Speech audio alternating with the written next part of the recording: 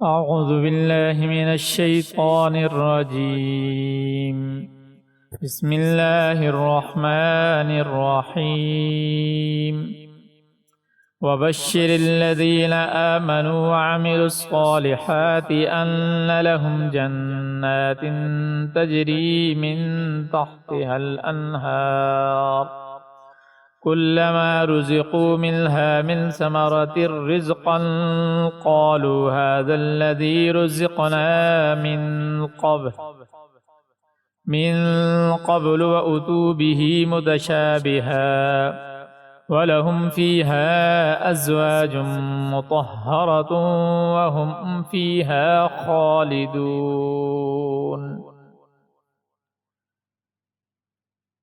اور جو لوگ ایمان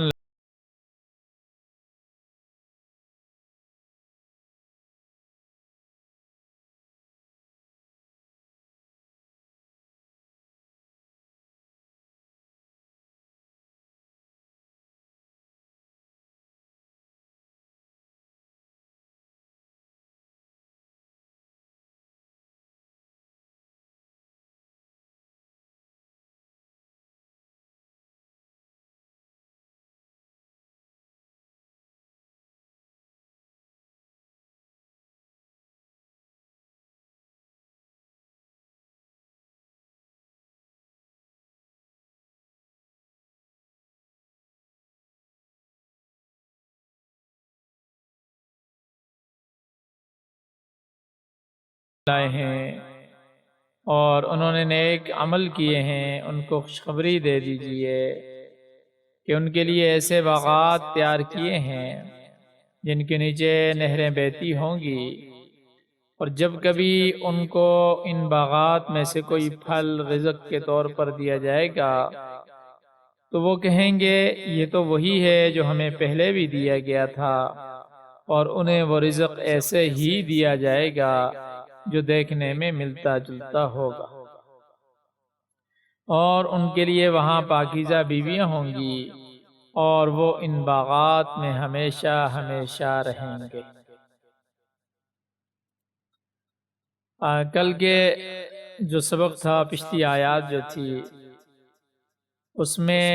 ترہیب تھی، یعنی ڈرایا گیا تھا، اور اس آیت میں، اور یہ اللہ کا اصول ہے، اللہ نے قرآن میں بار بار کئی مقامات پر ترغیب اور ترہیب، یعنی ایک طرف ڈرایا گیا، دوسری طرف خوشخبری دی گئی کہ اگر ایسا کرو گے یہ سزا ملے گی، ایسا کرو گے یہ فائدے ملیں گے۔ یہ ہوتی ہے ترہیب اور ترغیب۔ اس آیت میں ترغیب دی ہے کہ کفار کا انجام بیان کرنے کے بعد ایمانداروں کے لیے جو بشارت ہے وہ سنائی ہے۔ فرمایا کہ وَبَشِّرِ الَّذِينَ آمَنُوا وَعَمِلُوا الصَّالِحَاتِ، آپ ان لوگوں کو خوشخبری سنا دیں جو اللہ تعالیٰ کی وحدانیت اور نبی کی رسالت اور قیامت کے دن پر اور قرآن کی صداقت پر ایمان لائے اور اللہ کے کلام کو سچا تسلیم کیا،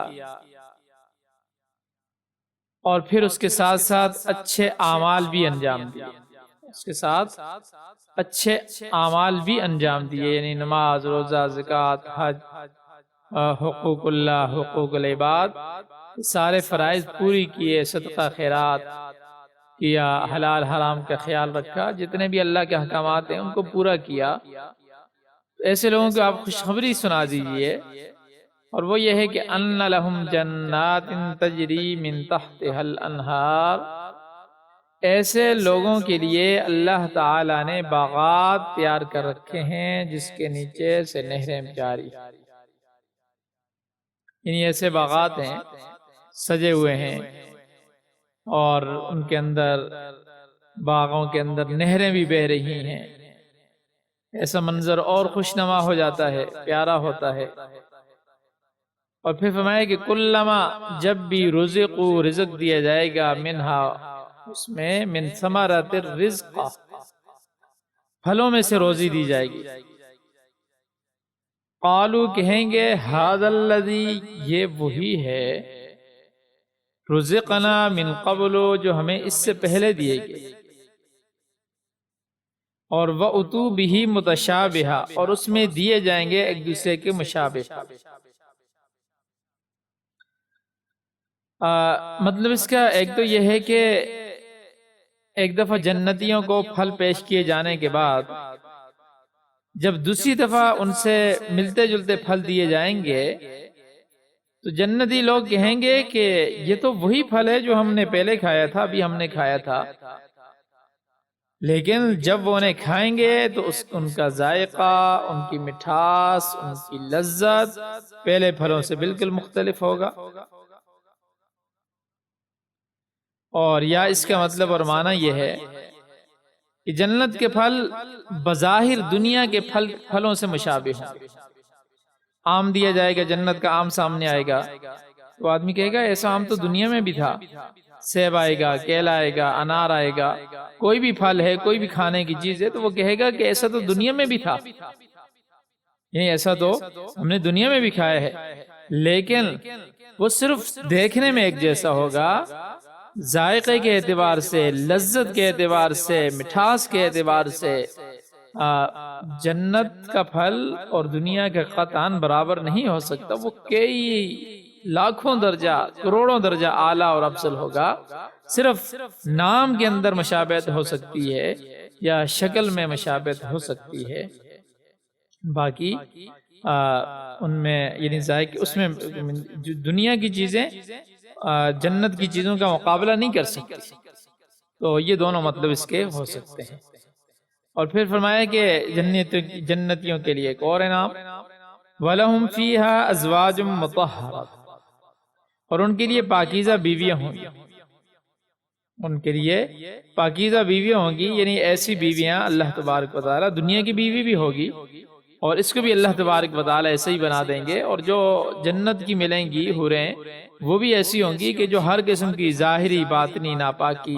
حیض، نفاس، باقی ہر قسم کی ناپاکی سے، ہر قسم کی ایسی چیز سے جس سے انسان کو فطرتاً یعنی ایک قسم کی ناگواری ہوتی ہے، اس سے پاک ہوں گی۔ اور بلکہ جنت کے بارے میں تو کیا فرمایا کہ وَلَكُمْ فِيهَا مَا تَشْتَهِي أَنفُسُكُمْ، اس میں تمہارے لیے وہ چیز ہوگی جو تمہارا دل چاہے گا، جو تمہارا جی چاہے گا۔ اور پھر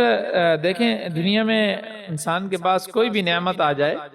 اس بات کا خطرہ لگا رہتا ہے کہ کسی وقت چھن جائے گی یا ختم ہو جائے گی۔ ہر انسان کو ہوتا ہے، مالدار سے مالدار ہو، ساری آسائشوں میں ہو، اس کو بھی ہوتا ہے، اور اگر نعمتیں نہ بھی چھنے تو ایک دن یہ انسان خود ان نعمتوں کو چھوڑ کر چلا جاتا ہے قبر میں، یہ تو ہر ایک نے کرنا ہے، لیکن جنت کی نعمتیں ہمیشہ ہمیشہ کے لیے ہوں گی، ان کے ختم ہونے کا کوئی خطرہ نہیں ہوگا۔ اس لیے فرمایا کہ جنتی لوگ کسی محدود عرصے کے لیے جنت کی نعمتوں سے فائدہ نہیں اٹھائیں گے، بلکہ وَهُمْ فِيهَا خَالِدُونَ، اور وہ لوگ ہمیشہ ہمیشہ کے لیے وہیں رہیں گے اور ان کے انعامات میں اضافہ ہی ہوتا رہے گا۔ تو اس آیت میں جو ہے قرآن پاک پر ایمان لانے والوں کا انجام بیان فرما دیا، اور اس سے پچھلی آیت میں قرآن کو جھٹلانے والوں کے حشر سے بھی اللہ تبارک و تعالی نے آگاہ کر دیا، یعنی اللہ نے دونوں راستے دکھا دیے، اب جس کی مرضی ہے جس راستے پر چلے، انجام دونوں کو بتا دیا کہ کس کا کیا انجام ہوگا۔ اب اگلی آیت میں جو ہے اس کا ربط جو ہے، اس کا تعلق پچھلی آیت کے ساتھ اس طرح بنتا ہے کہ اللہ تبارک و تعالی نے بھی پچھلی آیات میں یہ دعویٰ کیا کہ وَإِن كُنتُمْ فِي غَيْبٍ مِّمَّا نَزَّلْنَا، کہ جو قرآن ہم نے اتارا ہے اگر اس میں تمہیں کسی قسم کا کوئی شک و شبہ ہو، کسی قسم کا کبھی کوئی شک و شبہ ہو تو ٹھیک ہے، جیسا بنا کر لے آؤ۔ تو ان آیات میں قرآن کے منکروں کا، جو قرآن کو اللہ کی کتاب نہیں سمجھتے تھے، ان کے ایک شبے کا ذکر کر کے اس کا جواب دیا گیا، اور وہ ان کا شبہ یہ تھا، وہ یہ کہتے تھے کہ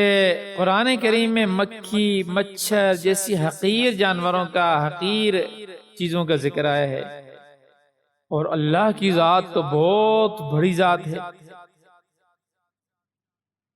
کہ یہ تو اللہ کی شان کے مناسب نہیں ہے، کیونکہ وہ ایک محاورہ ہے نا، کلام الملوک ملوک الکلام، یعنی بادشاہوں کا کلام بھی کلاموں کا بادشاہ ہوتا ہے۔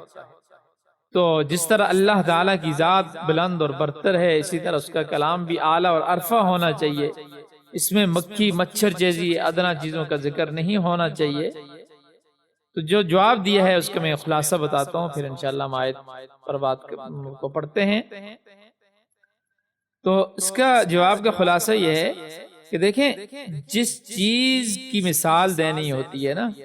تو مثال اسی چیز کی مناسبت سے لائی جاتی ہے۔ جس چیز کی مثال دیتے ہیں، اصول اور ضابطہ یہ ہے، تو مثال جس کے ذریعے مثال لائی جاتی ہے وہ اسی کی مناسبت سے۔ تو جب اللہ نے اس دنیا کی یا دنیا کی چیزوں جیسی حقیر اور گھٹیا جو چیزیں ہیں، تو جب کسی حقیر اور ذلیل چیز کی مثال دینی ہے تو ظاہر سی بات ہے کسی ایسی ہی حقیر چیز سے مثال دینا، یہی عقل اور بلاغت کے اعتبار سے بھی، ادب کے اعتبار سے بھی، یعنی جو ادب، کلام کا ادب جو ہوتا ہے، عربی ادب، اس کے اعتبار سے بھی وہی ٹھیک ہے۔ اس غرض کے لیے کسی حقیر چیز، گناہونی چیز کا ذکر کرنا یہ شرم و حیا کے قطعاً منافی نہیں ہے، اس لیے اللہ تعالیٰ ایسی چیزوں کے ذکر سے شرماتے نہیں ہیں۔ اور یہ بھی بتا دیا ساتھ ساتھ اس آیت میں کہ ایسے بے وقوفانہ شبہات اور شبے صرف ان لوگوں کو پیدا ہوتے ہیں جن کے دل اور جن کے دماغ کفر کی وجہ سے سمجھنے اور اس میں سمجھنے کی صلاحیت ان سے ختم ہو گئی ہو۔ ایمان والوں کو تو ایسے کوئی شبہ نہیں آتا کہ اللہ نے یہ کیسی مثال بیان کر دی اور کیسی مثال بیان کر دی۔ تو بہرحال فرمایا کہ ان اللہ، بے شک اللہ تعالی، لا یستحیی، نہیں شرماتا، یعنی اللہ کی شان اور عظمت کے یہ ہرگز منافی نہیں ہے کہ ان یضرب، کہ وہ مثال بیان کرے، مثلا ما بعوضۃ فما فوقها، کہ کسی مچھر یا اس سے کسی زیادہ چیز کی، اس سے کسی بڑی چیز کی، یہاں پر مراد فوقہا سے مراد، فوق کا معنی اوپر، زیادہ ہوتے ہیں، یہاں مراد یہ ہے کہ یعنی کہ مچھر سے بھی کوئی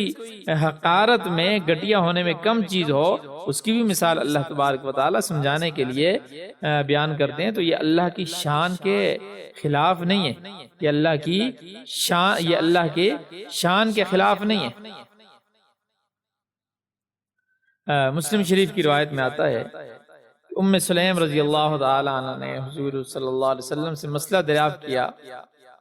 اور تمہید کے طور پر یہ عرض کیا کہ ان اللہ لا یستحیی من الحق، یعنی اللہ تعالیٰ تو حق بات سے نہیں شرماتے۔ تو میں بھی آپ سے ایک مسئلہ دریافت کرنا چاہتی ہوں، اور وہ یہ ہے کہ کیا عورت کو بدخوابی ہو جائے، یعنی خواب میں کچھ پانی نکل جائے تو اس پر غسل واجب ہوتا ہے یا نہیں ہوتا؟ تو حضور علیہ السلام نے فرمایا، نعم یا ام سلیم، ہاں، جب مادہ خارج ہو جائے اس پر غسل آتا ہے، جس طرح مرد کو احتلام ہوتا ہے اسی طرح عورت کو بھی بدخوابی اور احتلام ہوتا ہے۔ یعنی بہرحال یہاں پر یہ بات، یہ مسئلہ بیان نہیں کرنا مقصود، یہاں پر صرف یہ بتانا مقصود ہے کہ حدیث میں بھی یہ الفاظ آتے ہیں کہ اللہ تعالیٰ حق بات کو ظاہر کرنے سے نہیں شرماتا۔ تو یہ فرمایا کہ اللہ تعالیٰ یعنی ایسی مثالیں بیان کرنے سے نہیں شرماتے، کیونکہ بات کو سمجھانا مقصود ہے۔ اور پھر فرمایا کہ فَأَمَّا الَّذِينَ آمَنُوا فَيَعْلَمُونَ أَنَّهُ الْحَقُّ مِنْ رَبِّهِمْ، ایماندار لوگ بخوبی جانتے ہیں یہ چھوٹی مثالیں بے معنی نہیں، أَنَّهُ الْحَقُّ مِنْ رَبِّهِمْ، بلکہ یہ ان کے رب کی طرف سے حق ہیں، ان کا بیان کرنا حکمت کے منافی نہیں بلکہ عین حکمت ہیں، لہذا وہ اس سے برا بھی نہیں مناتے۔ لیکن جو کافر لوگ ہیں، وَأَمَّا الَّذِينَ كَفَرُوا، جن لوگوں نے کفر کیا، فَيَقُولُونَ، تو وہ کیا کہتے ہیں، ماذا اراد اللہ بہذا مثلا، اللہ تعالیٰ نے اس مثال کے ساتھ کیا ارادہ کیا؟ یعنی وہ لوگ تان کرتے ہیں بطور استہزاء کے، تحقیر کے، کہتے ہیں کہ ایسی معمولی چیزیں کی مثال بیان کرنے سے اللہ تعالیٰ کو کیا حاصل ہوا؟ اگر مثال ہی بیان کرنا تھی تو کسی اعلیٰ چیز کی مثال بیان کی ہوتی۔ مکھی اور مچھر کی کیا حیثیت ہے؟ تو میں نے اس کا جواب دے دیا کہ جب اعلیٰ چیز کی مثال، جب چیز اعلیٰ ہو جس کی مثال بیان کی جاتی ہے تو پھر اس کے لیے مثال بھی اعلیٰ چیز کی لائی جاتی ہے، لیکن جب مثال ہی حقیر اور گھٹیا چیز کی بیان کرنی ہے تو پھر اس کے لیے ظاہر سی بات ہے مثال بھی جو لائی جائے گی وہ کسی ادنا چیز کی، حقیر چیز کی۔ اور اللہ نے یہاں پر جو جواب دیا، فرمایا کہ اس مثال کو معمولی نہ سمجھو، کیونکہ یضل بہ کثیرا، اللہ تعالیٰ اسی مثال کے ذریعے بہت سے لوگوں کو گمراہ کرتا ہے۔ کیا مطلب گمراہ کرتا ہے؟ یعنی ایسے بات بعض لوگوں کے ذہن میں فٹ نہیں بیٹھتی، جس کی وجہ سے وہ طرح طرح کے اعتراض کرتے ہیں، حالانکہ نہ تو وہ حکمت کے اصولوں سے واقف ہوتے ہیں اور نہ ہی انہیں کلام کی حقیقت کا علم ہوتا ہے، لہذا فضول قسم کے اعتراض پیش کرتے ہیں اللہ کے کلام پر اور گمراہ ہو جاتے ہیں۔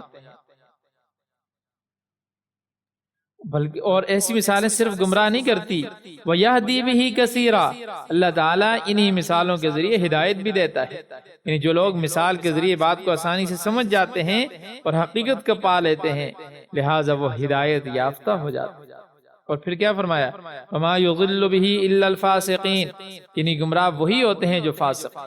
اللہ تعالیٰ کی احکام کی نافرمانی کرتے ہیں، کیونکہ ایماندار جو ہوتا ہے وہ تو اللہ کے احکام کو مان لیتا ہے، اللہ کی بات کو مان لیتا ہے، اور فاسق ویسے کہتے ہیں فسق سے ہے، فاسق اللہ کی اطاعت سے باہر نکل جانا، اللہ کی اطاعت سے باہر نکل جانا۔ اور پھر یہ فاسق اس شخص کو کہتے ہیں جس کے دل میں ایمان موجود ہو لیکن اطاعت کی بجائے صغیرہ یا کبیرہ گناہ کا مرتکب ہوتا ہے، ایسا شخص مسلمان ہے اور اس کے متعلق امید ہے کہ اسے آخرت میں شفاعت نصیب ہو جائے گی اس کے ایمان کی بدولت، اور وہ نجات پا جائے گا، کیونکہ بہرحال مسلمان ہے مگر نافرمان ہے۔ مثلا نماز کو فرض سمجھتا ہے مگر پڑھتا نہیں ہے، زکوٰۃ کو فرض سمجھتا ہے لیکن ادا کرتا نہیں ہے،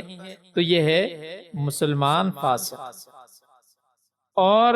دوسرا فاسق کافر کو بھی کہتے ہیں، یعنی جو کفر میں حد سے بڑھ جائے، سرکش ہو جائے، جیسا کہ اعتقادی منافقوں یہ صف کافروں کے بارے میں متعلق فرمایا کہ اولئک هم الفاسقون، کہ یہی لوگ ہیں فاسق۔ بہرحال فاسق یعنی مسلمان کے لیے بھی بولا جاتا ہے اور کافر کے لیے بھی۔ مسلمان کے لیے بولا جائے تو مطلب یہ ہے کہ وہ آدمی کہ جو ہے تو مسلمان، مانتا تو ہے لیکن اطاعت نہیں کرتا، اطاعت سے نکل جاتا ہے۔ اور دوسرا فاسق کافر کے لیے جب بولا جاتا ہے تو وہ کفر میں جب پڑ جاتا ہے، کفر میں بھی حد سے تجاوز کر جاتا ہے تو اسے بھی فاسق کہا جاتا ہے۔ تو بہرحال یہاں پر یہ بات بیان فرمائی، اور اب آگے جو ہے اگلی آیات میں اللہ نے ان کافروں اور منافقوں اور فاسقوں کی خصوصیات بیان کی، جیسے شروع میں فرمایا تھا نا ہدی للمتقین، پھر فرمایا متقی ہیں کون ہے بھائی، ان کی صفات بھی تو پتہ ہونی چاہیے نا، تاکہ پتہ چلے ہم پہچان سکیں کہ کون متقی ہے۔ اسی طرح یہاں پر یہ فرمایا اولئک وما یضل بہ الا الفاسقین، یعنی گمراہ وہی ہوتے ہیں جو فاسق ہیں۔ تو پھر اب آگے اگلی آیات میں یہ بات بیان کی ہے کہ فاسق ہیں کون، فاسق ہیں کون ہیں، انشاءاللہ کل ہم اس پر بات کریں گے، اگلی کلاس میں انشاءاللہ اس پر بات کریں گے۔ ابھی ہم ترجمہ دیکھ لیتے ہیں۔ فرمایا وبشر، اور خوشخبری دو، الذین جو لوگ آمنوا ایمان لائے، وعملوا اور انہوں نے عمل کیا، صالحات نیک، انا کہ لہم ان کے لیے جنات باغات تجری بہتی ہیں، من سے تحت ان کے نیچے سے انہار نہریں، کلما جب بھی رزقو کھانے کو دیا جائے گا، منہا اس سے، من سے ثمراتن کوئی پھل، رزقن رزق، قالو وہ کہیں گے، ہذا یہ، الذی وہ جو کہ، رزقنا ہمیں کھانے کو دیا گیا، من سے قبل پہلے، وَأُتُو حالانکہ انہیں دیا گیا، بھی اس سے متشابہہ ملتا جلتا، وَلَهُمْ اور ان کے لیے فیہا اس میں ازواج بیویاں مطہرات پاکیزہ وہم اور وہ فیہا اس میں خالدون ہمیشہ رہیں گے ان بے شک اللہ لا یستحیی نہیں شرماتا ان یضربا کہ وہ بیان کرے مثلا کوئی مثال ما جو بعوضتاً مچھر فما فوقہا یا اس سے بھی اوپر چاہے اس سے خواہ اس سے بھی اوپر فَأَمَّا الَّذِينَ پس جو لوگ آمنوا ایمان لائے فَيَعْلَمُونَ وہ جانتے ہیں اَنَّ کہ وہ حق ہے من ربہم ان کے رب سے فَأَمَّا الَّذِينَ اور جن لوگوں نے کفروا کفر کیا فَيَقُولُونَ وہ کہتے ہیں ماذا اراد اللہ ماذا کیا ارادہ کی اللہ نے بہذا اس سے مسئلہ مثال یضل وہ گمراہ کرتا ہے بھی اس سے کثیرا بہت لوگ ویہدی اور ہدایت دیتا ہے بھی اس سے کثیرا بہت لوگ وما یضل اور نہیں گمراہ کرتا بھی اس سے الا الفاسقین مگر نافرمان اب سارے کا ترجمہ دیکھ لیں با محاورہ وَبَشِّرِ الَّذِينَ آمَنُوا وَعَمِلُوا الصَّالِحَاتِ أَنَّ لَهُمْ جَنَّاتٍ تَجْرِي مِن تَحْتِهَا الْأَنْهَارُ